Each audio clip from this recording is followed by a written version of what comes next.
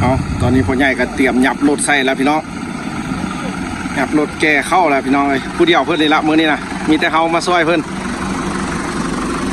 เอาเท่าไหร่80ปู้ยัง80คือเก่าถังเพิ่นนี่มีแต่M100สติงน้องไว้ใหญ่อันพนักงานปั้นเข้าพนักงานเกี่ยวเข้าอันนี้ก็แม่นประชาชนเพิ่นมาเอาเฟืองไปให้งัวพี่น้องเอ้ยลวกสบายเบิ่งสิพาไปเบิ่งนาพ่อใหญ่พี่น้องตอนนี้นะสิพาลงทุ่งที่แหละตดเกี่ยวคักพี่น้องเลยเอาบ้านเขาพี่น้องเลยปีแรกปีเฮงกูล่ะเป็นแล้วอันลาดดีเฟืองก็ได้ตัวรุ่นใหม่นี่เฟืองก็ได้พี่น้องเลยนี่นาพ่อใหญ่นะพูดทอดเสาไฟพูดแหละพี่น้อง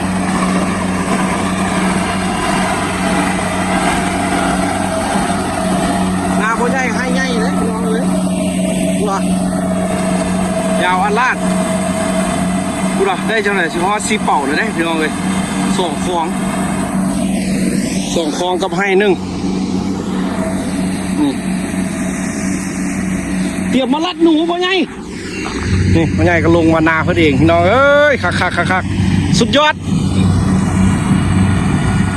วิวทิวทัศน์ธรรมชาตินี่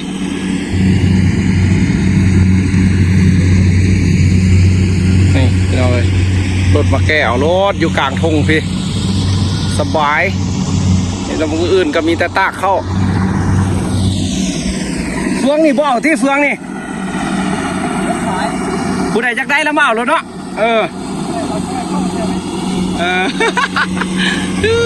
คักพี่น้องเลยโอ้นาเจ้าให้ใหญ่เนาะต้องปรับมันที่ต้องปรับเป็นให้ใหญ่สิดิแล้วบอกว่ามันให้น้อยเกี่ยวเนี้ยเห็นให้ใหญ่เอาพี่น้องเลยพี่กายนี่เพิ่นกะแวนจ้างคนอย่างเดียวพี่น้องเลยว่าปีนี้แล้วเพิ่นจังมีรถปั้นรถเกี่ยวนี่พี่น้องมาจึงสะดวกสบายของเพิ่นแล้วมันก็เอ็ดนี่ต้นขามต้นนั้นกับมือนั้นกับเมาหนูออกอยู่นี่พี่น้องเลยเอาสิท้ายให้เบิ่งพี่น้องข้าวๆเด้ออยู่บ้านของเราพี่น้องเลยความดีมกดีใจได้มีนี่ผลิตภัณฑ์นวัตกรรมใหม่เครื่องทันสมัยรถเกี่ยวเข้าพี่น้องเลยถ้าเฮาบ่มีซ่องนี่ก็บ่ได้ถ่ายให้พี่น้องได้เห็นเด้ออยู่เมืองไทยพี่น้องเลยวิถีชีวิตอยู่บ้านเฮาบ้านนอกบ้านนานี่พี่น้องเลยจึงได้มีคลิป YouTube พี่น้องเลยคนได้มาติดตามซ่องแล้วก็ได้เฮ็ดไปให้พี่น้องได้ชับโซมอยู่ทางเมืองไทยว่าเป็นจังไดเนาะพี่น้องอยู่ทางฝั่งลาวนี่พี่น้องเลยอยู่กลางทุ่งกลางหนองแท้พี่น้องตอนนี้กำแมนอยู่นาพ่อใหญ่พี่น้องเลยตอนนี้กำลังเกี่ยวได้ให้1 กับ 2 คลองนี่รถนะพี่น้องเลยเอากันลงมาแบบช่วยเพื่อนแม่เมียเพื่อนลูกเพื่อนก็บ่ได้มามีแต่เขากับเพื่อนวันรถเกี่ยวตอนนี้คือวันญาติกันกับป่าอึ้งพี่น้องเพราะว่านาทิ้งกันป่าอึ้งกันเกี่ยวได้น้อยเดียวแล้วก็ปั่นให้พ่อใหญ่เกี่ยวยันค่ำก่อนพี่น้องนี่ตอนนี้กำลังเกี่ยวบ้านเขาพ่อใหญ่ก็ลงมาทุ่งนาที่ไหนก็มาเฝ้าเบิ่งนาเพื่อนเลยเป็นกระมาเพื่อเจ้า80 เป๋าปีนี้นะพักพี่น้องเยียดแบบอยู่กลางทุ่งเลยนี่ยอดเอาขอบใจพี่น้องทางเมืองไทยเด้อที่มาติดตามรับชมคลิปวิถีชีวิตบ้านนอกบ้านนาพี่น้องเอากระสิท้ายให้เบิ่งว่าอยู่บ้านเขาเฮ็ดจังไหนไปจังไหนพี่น้องก็สิได้เห็นน้ำบ้านเขาพี่น้องเลยนิยมหลายรถเกี่ยวเข้านี่พี่น้องเลยเนี่ยว่าปีแรกแล้วเขาก็ไปสอบถามมันเจ้าของรถนะคุณครับว่าสุดยอดบ้านเขาท่านมีคุณไซส์หลายบริการหลายแม่นแต่เศร้าจำค่ำเลยพี่น้องแล้วจากนาพ่อใหญ่นี่ก็ท่านบ่ค่ำแล้วก็สิไปต่อนาป่าอึ่งนี่พี่น้องนี่อยู่ส้นนี่ยังหลายนาป่าอึ่งก็ได้แล้วก็ยังนาพ่อใหญ่ที่มันเป็นบ้านคุณแปรเงินเพิ่นคุณพี่เนาะคือว่าถ้าบ่ค่ำก็สิมันเกี่ยวจนดึกมื้อนี้นะพี่น้องเลยเกี่ยวจนแล้วเอากระสิทายให้พี่น้องเบิ่งคร่าวๆพี่น้องเด้อวิถีชีวิตบ้านนอกบ้านนาหรือว่าบ้านเรามีแต่ทุ่งนากว้างๆพี่น้องเลยบ่มีตึกบ่มีอย่างละพี่น้องมีแต่ป่าแต่ภูสิแหละเด็กบ่คืออยู่ทางกรุงเทพเมืองไทยพี่น้องเลยบ้านเขาบ่มีตึกมีอย่างละพี่น้องมีแต่ทุ่งให้ทุ่งนาแล้วก็หนองปูหนองปลาธรรมชาติแบบนี้เลยพี่น้องก็ได้เห็นครับชมมาได้หลายคลิปแล้วพี่น้องเลย เอาที่ไทยบรรยากาศมุมให้เบิ่งพี่น้องเลยตอนนี้ก็เข้าเต็มละรถปั้นก็มีการแจ้งเตือนให้พี่น้องดังมิบถ้าเข้าเต็มละแล้วเขาก็จะมาทอกตอนนี้ก็ได้10 ปลายเป่าแล้วเพื่อนได้เอามาขึ้นรถได้เพื่อนละ10 ปลายเป่าพี่น้องเลยเอาหนาพอใหญ่เด้อตอนนี้พี่น้องถ่ายให้เบิ่งบ้านเขาบ่เคยมีพี่น้องเลยว่าเป็นปีแรกผู้ใดมาลงทุนก่อนก็สิได้กำไรงามๆทำอิฐนะพี่น้องเลย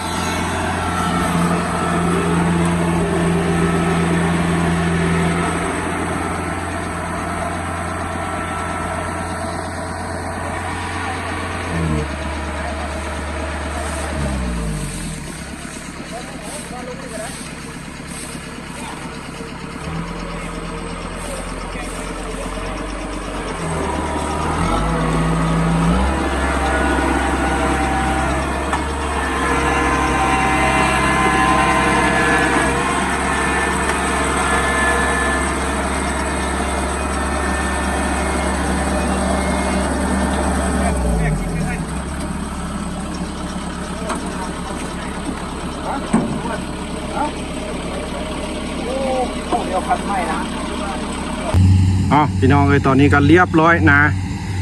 ตอนนี้สืบต่ออีกนาเพิ่นอยู่ตีนบ้านนี่พี่น้องเพิ่นก็มาเห็นเขาเกี่ยวแล้วเพิ่นก็มาเกี่ยวรถก็แม่นค่ำเลยพี่น้องตอนนี้นะนาผู้ใหญ่ก็ถือว่าแล้วไปละเด้อพี่น้องเลยอันนี้ก็ถือว่ายันอีก2-3 มื้อต่อไปพี่น้องเลยวิวนี่เพิ่นไห้กระท่าแต่เกี่ยวท่าแต่ใส่รถพี่น้องรถมีคันเดียวเปลี่ยนกันใส่อยู่พี่น้องเลยจนค่ำจนมืดนี่ยังเกี่ยวอยู่เอาถ่ายให้พี่น้องเบิ่งเด้อวิวธรรมชาติบ้านนาพี่น้องเอ้ยบ้านเฮาบ่เคยเห็นรถเกี่ยวเข้าพี่น้องเอ้ยเราพากันใส่แต่รถเกี่ยวนี่อันนี้ก็จนว่าเหลืองสิล่มแล้วนี่พูดละจนงอบแล้วนี่อันนั้นก็นาประชาชนอยู่ข้างนี่พี่น้องเพิ่นก็ใส่รถอันนี้นาพ่อใหญ่ถือว่าแล้วไปละอันนั้นก็นาป่าอึ่งส่วนนั้นก็เรียบร้อยไปพ่อใหญ่ก็ได้อยู่ประมาณ50 ปลายเป่าพี่น้องเอาก็จนเมื่อยคนนำเพิ่นพี่น้องเอ้ยจนเพิ่งแตกแตนเอาถ่ายให้พี่น้องเบิ่งเด้อ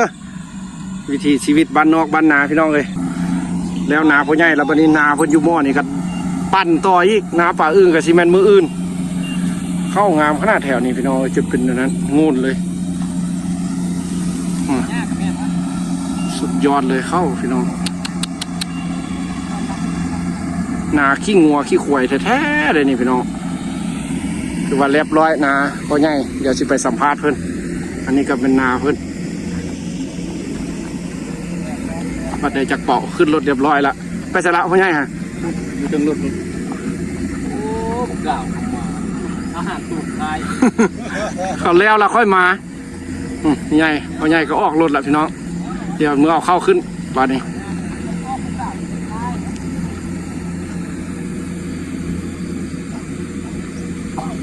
ได้เข้าอยู่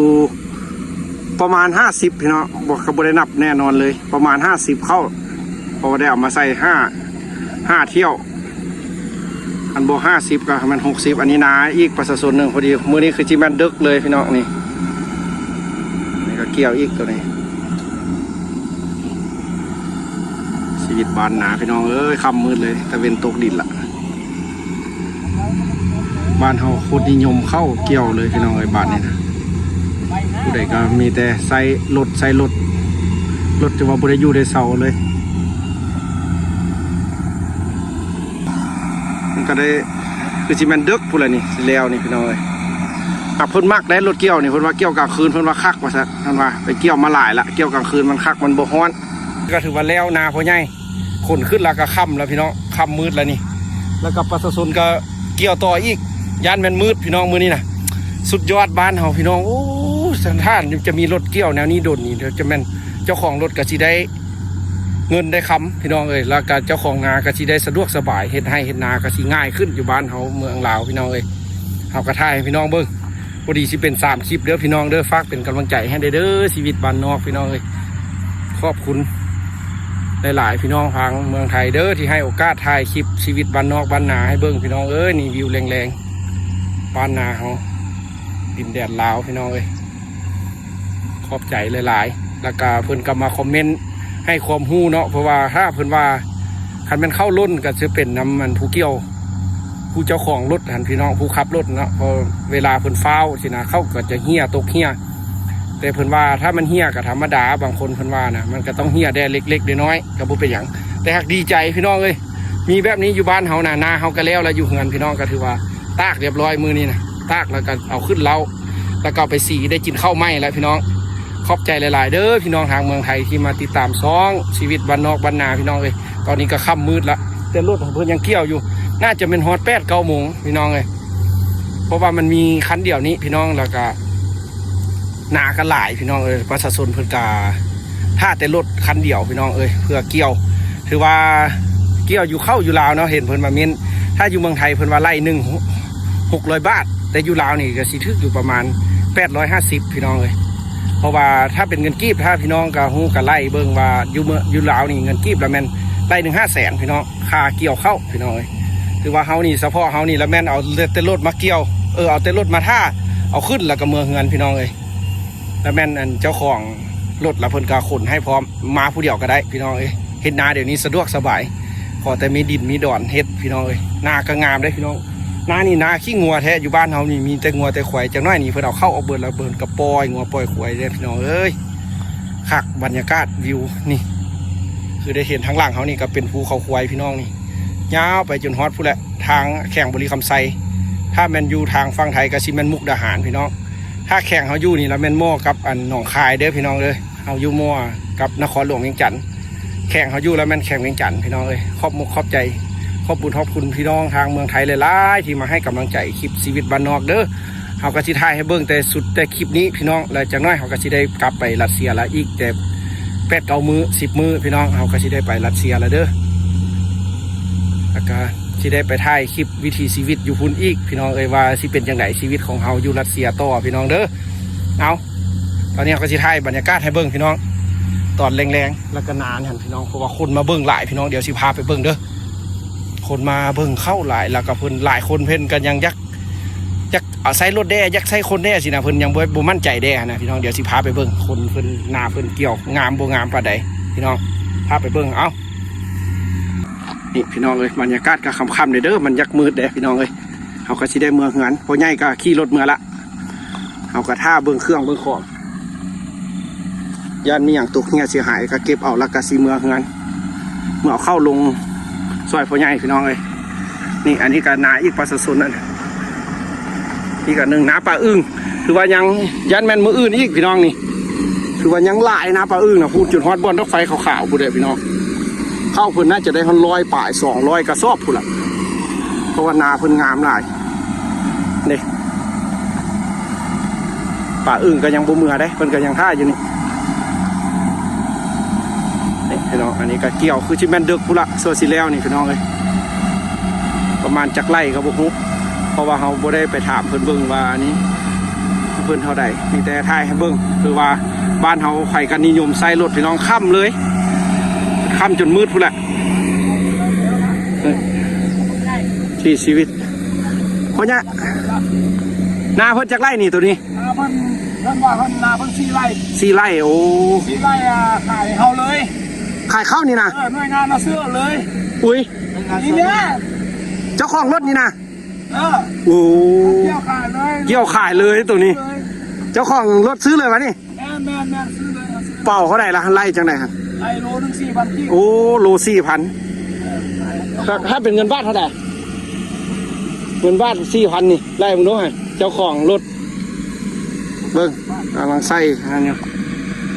มึงเจ้าของรถเพิ่นสีไล่เพิ่นมือนี้นาตัวนี้ละแม่นเพิ่นสีอันนั้นเลยพี่น้องขายให้เจ้าของรถเลยปั้นเอาแล้วก็ซื้อเอาเลยเอาเมื่อเลยถ้าแม่นเงินกีบแล้วแม่นกิโลนึง4,000 กีบพี่น้องเพราะว่าเปียกๆสิเลยได้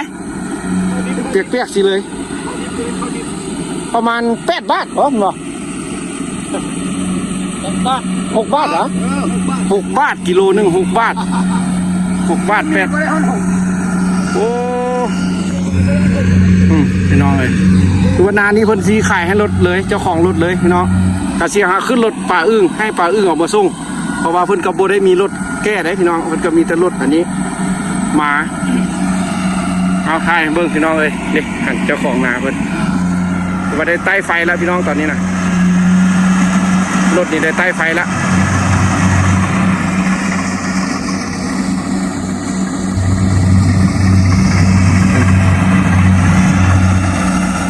คือชิมันแล้วนะตัวนี้แล้วก็คือชิเมือแล้วเราเพิ่นก็ได้พี่น้องเลย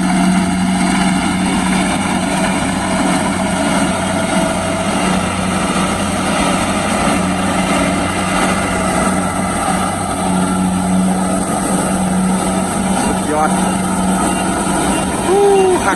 คักว่องไวเกี่ยวเข้าแรงเดียวได้เข้า3 ทุ่งคุณพี่น้องเลยคันใส่คนเกี่ยวนี่มันจักมื้อนี่นะสิเลี้ยวนี่นะเอาบรรยากาศค่ำๆพี่น้องเลยฟ้าแดง